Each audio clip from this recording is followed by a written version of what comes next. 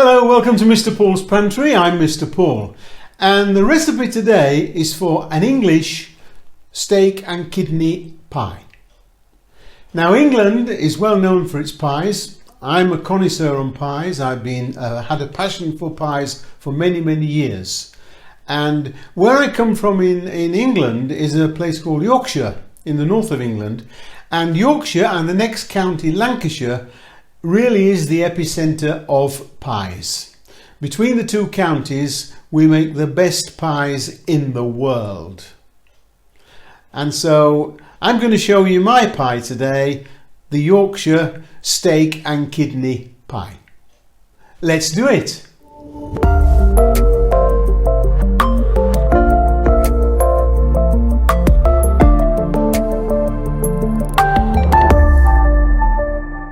So here we are with the ingredients for the steak and kidney pie. First of all, I've got about 700 grams of beef. Now this is beef from the forequarter of the animal, that's the front of the animal. That's where most of the flavour is in an animal like this. It's from the, it's called a chuck steak or the crop steak or something like that. But any of the cheaper cuts you can use in a pie because it's going to be slow cooked. And you can see I've left some fat on here. You can see that. I haven't taken the fat off. I haven't taken some of the connective tissue off because all that will melt down and make beautiful gravy. I've also got some beef kidney here. Now you can use lamb or pigs. I never use those. I never mix them with the beef because I think the two beef things ought to be together, and that's cut into about 1-inch cubes. Then for the rest of the ingredients are very simple. I have 1 onion chopped. I have a sprig of thyme, just 1 sprig of fresh thyme. I have 2 bay leaves, fresh. I have some salt, some black pepper, some mustard powder, some Worcestershire sauce, and some beef stock. That's it. We will need a little flour for dusting the meat, but I'll show you that in a moment. So those are the ingredients, and we'll get on with the rest of it now. So I'm going to use one of these Ziploc bags. I'm going to put in a little flour, not a lot. I'm going to put in some salt. I'm going to put in some black pepper.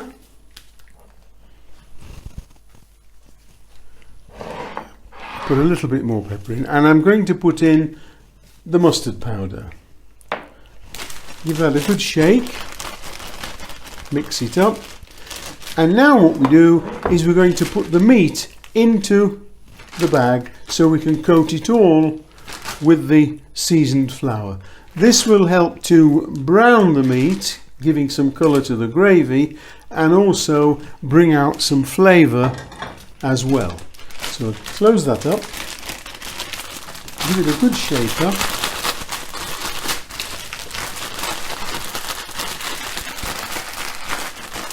So everything's coated.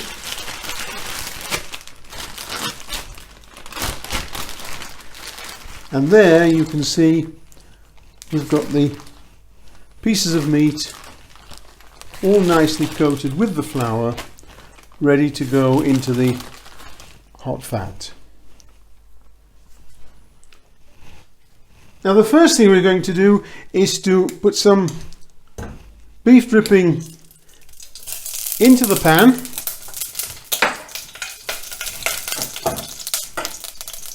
Low heat. And we're going to sweat off the onions.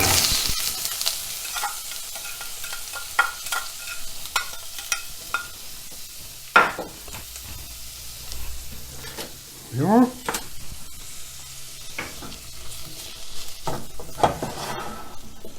Now we don't want to burn these onions, we want to just cook them off gently. We're actually going to caramelize them. So it's on a low heat, and we'll just let that take its time. Well, the onions are doing fine, but it's very important at this stage you keep them on a low heat. We don't want to burn them, we want to just soften them, and eventually they will start to caramelize and change colour, but certainly we don't want any burnt brown edges on them, because that'll make the final dish taste bitter. Right, the onions are soft now and just starting to colour a little bit. I don't know if you can actually see that, it's difficult with the camera angle, but I'm going to remove these now from the pan.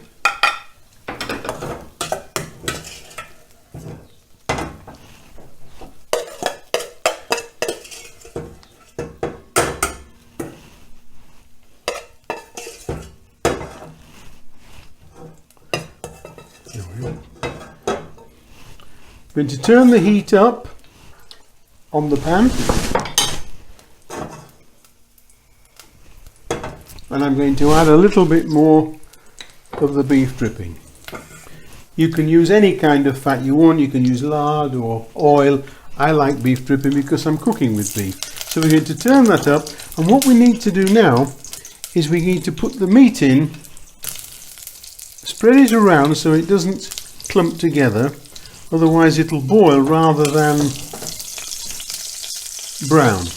We need to brown the meat on all sides. Just put a few at a time in like that and leave them alone. Don't start fiddling with them, just leave them as they are.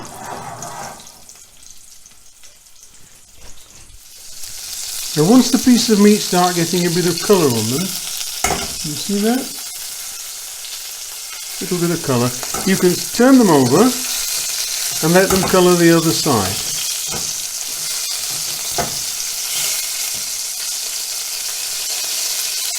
See, they are getting a nice colour.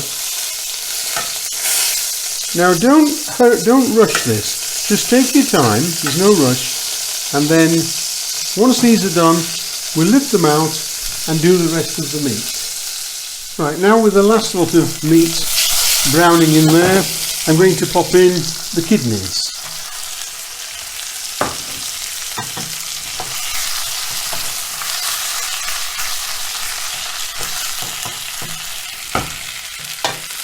Just leave those for a short while and then we'll show you what to do next. Now we've added the meat and the kidney, we're going to pop back in the onions now that we softened before. Give that a nice little mix. And then just to get rid of any little brown bits in the bottom, I'm going to put in a little of the stock.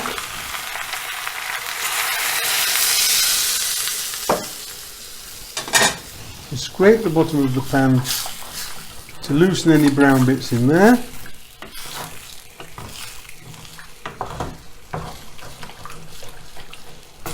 There we go. Then I'm going to add more stock now. We need to add enough just to cover the meat. Well, that's 500 mils there gone in, so that's just about right, covering the meat.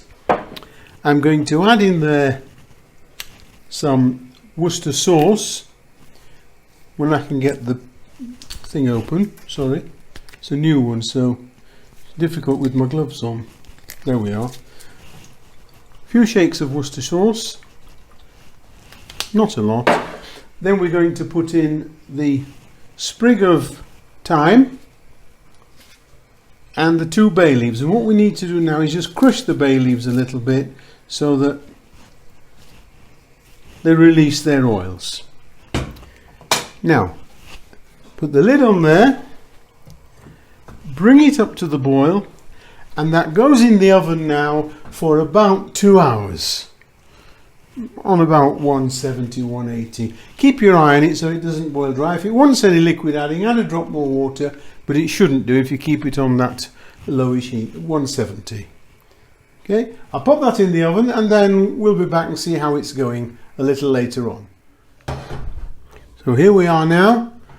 That's been in the oven for 1 hour 45 minutes and it's beautiful. The meat and the kidney are so tender.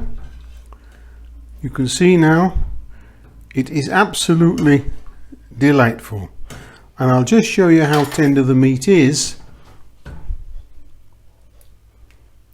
You can actually just push that apart, look. You don't even have to cut it, it just breaks apart. It really is beautiful. So now I've got to let that cool before we can put it in the pastry, because you can't put warm filling into a pie or it'll make the pastry go all soggy. So we'll leave that to cool now, and I'll be back soon and let you see how we finish it off. Right, for the pastry we're going to need 500 grams of plain flour, 250 grams of fat. I've got half and half butter, half lard. You can use butter or margarine as well, it doesn't make any difference, but whatever flour you have, 500 grams, you need half that amount of the fat. Okay? It needs a half a teaspoon, a level teaspoon of baking powder, not baking soda. It also needs 85 grams of water. Yes, I've weighed the water, it's much easier than trying to measure it. 85 grams of water and a half a teaspoon of salt. Remember what I've told you before in other videos, if making pastry, it's always best if you dissolve the salt into the water. That way you won't get little brown flecks in the pastry when it's cooked. Now, can I just make a mention about measuring teaspoons first of all? I use a little measure like this. These are the same the world over. Don't take a teaspoon out of your cutlery drawer, because in my cutlery drawer I've got 5 different sizes of teaspoons, which is not very good when you're trying to measure something out. Half a teaspoon of the baking powder and a half a teaspoon of the salt, level. Okay? Now, because my arthritis in my hands is not a good day, it's not having a good day today, I'm going to make this in my stand mixer. So I'll whiz it over to the other side of the kitchen and I'll be back shortly when I've made the pastry. So here's the pastry finished. Nice and short, it's not stretchy at all. And that's going to be wrapped in cling film now and left in the fridge for about 30 minutes. I'll see you then. Right, now we're going to fill the pies. First of all, you can use any sort of tin you want, small one like that. These are what we use in the bakery. This is simply because the customer can take it home without squashing it, put it in the oven and warm it up. It's very handy. And that's a bigger tin. You can use whatever size tin you want. In the bakery, when we use the foil things, the foil cases, we use one of these tins and sit the foil in it, so that when we're moulding the pastry and crimping the lid, etc., it doesn't collapse. Okay, so that's why it's like that. So first of all, we're going to take a little bit of pastry and roll it out.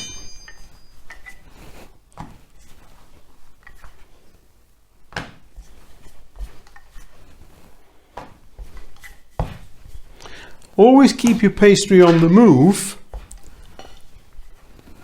That way it doesn't stick to the surface you're rolling it out on. Always keep it on the move. I'm going to pop that into this case now. Push it down into the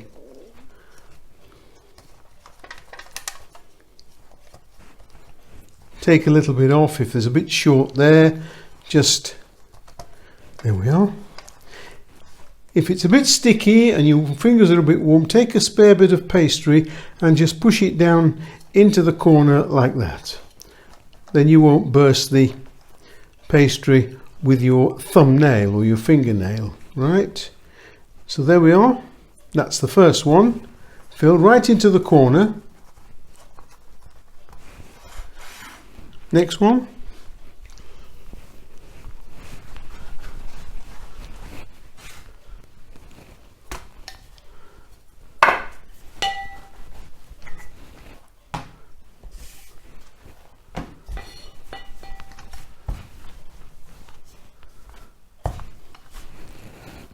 Now, if you do have to flour the board, I'm not, because this is a non-stick mat, but if you do have to flour the board, use as little flour as possible, because don't forget, you've already put the flour into the recipe.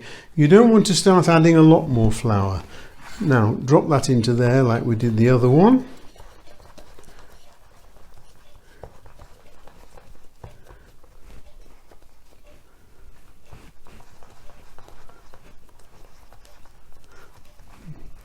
and then we're going to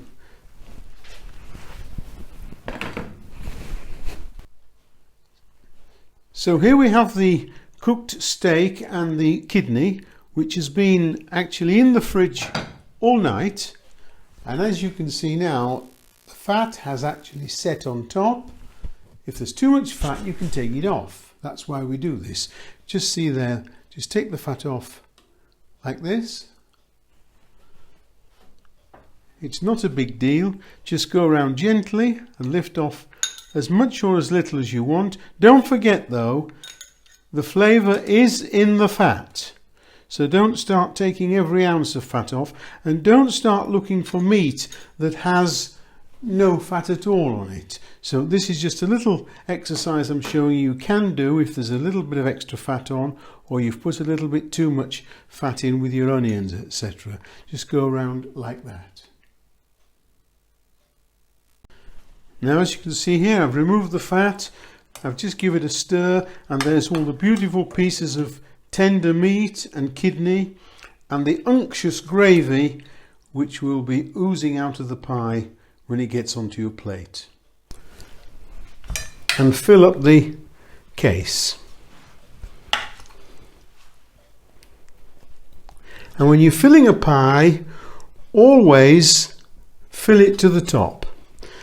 Otherwise, when you put the lid on, the lid will collapse down onto the pastry when it gets in the oven, and that way, unfortunately, the pastry will be very, very soggy. Now you can go around here with a little water or a little egg wash. As I've beaten an egg just to do the tops, I'm going to put a bit of egg wash around there, but you can just use ordinary cold water, it doesn't make any difference. Now we'll pop on the lid. Don't have a lot of room on this table with all the paraphernalia.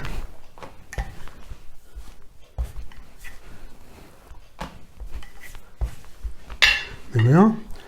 Fold the lid in half, put some little air vents in like that, and pop the lid on top. Press it down gently, trim off the excess, and then do a nice little crimp round the pie. And there we are. That's all ready to go in the oven. I'll do the other one now.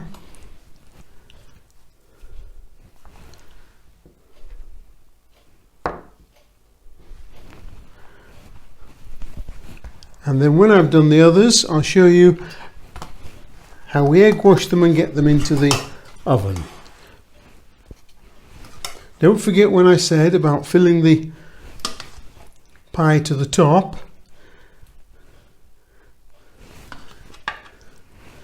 Now I don't have a lot of liquid in my pie simply because I like some extra gravy when I put it on the plate, but there it's going to be a nice, just a nice moist pie when I open it. And let's pop the lid on this one first.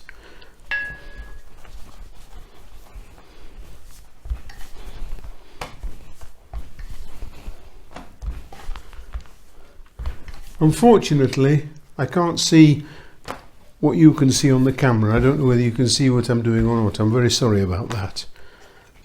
Just little vents like that. Pop the top on, and squash it round and trim off.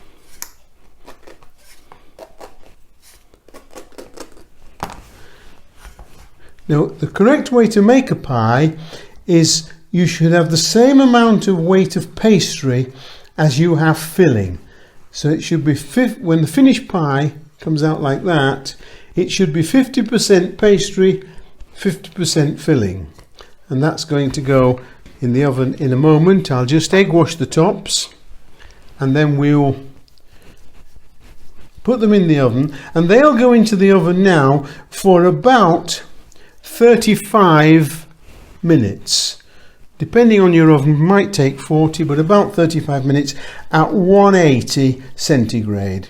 That's 180. If you have a fan oven, you can turn it down a little, but I always put it at 180 whether the fan's on or not, because don't forget it's already cooked inside, so you're not looking for any extra cooking. I'll get those in the oven and then we'll be back and see what the result is. Right, here we are, straight out of the oven.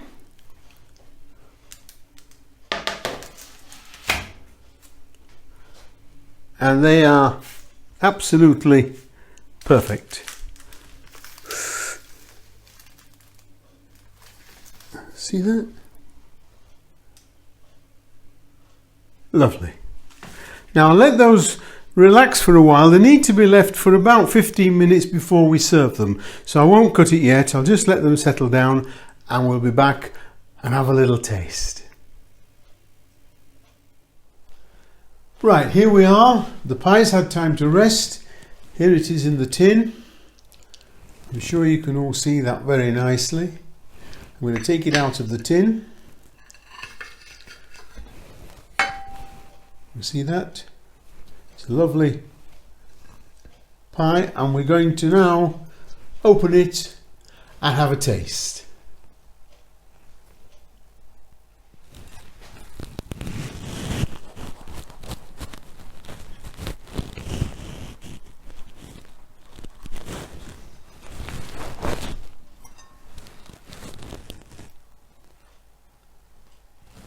They are some beautiful chunks of meat, very, very tender. You can see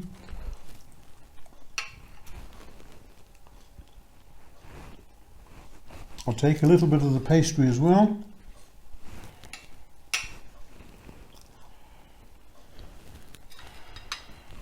That's absolutely delicious. Well, if you've enjoyed the video, folks, go underneath, give it a thumbs up, subscribe if you haven't done so, and if you see the little bell at the side, press that and it'll tell you every time I put up a new video. If you have any comments, I'd like to hear them. I always like reading them. They're underneath the video as well. So it's Mr. Paul saying bye for now, and I'll see you next time.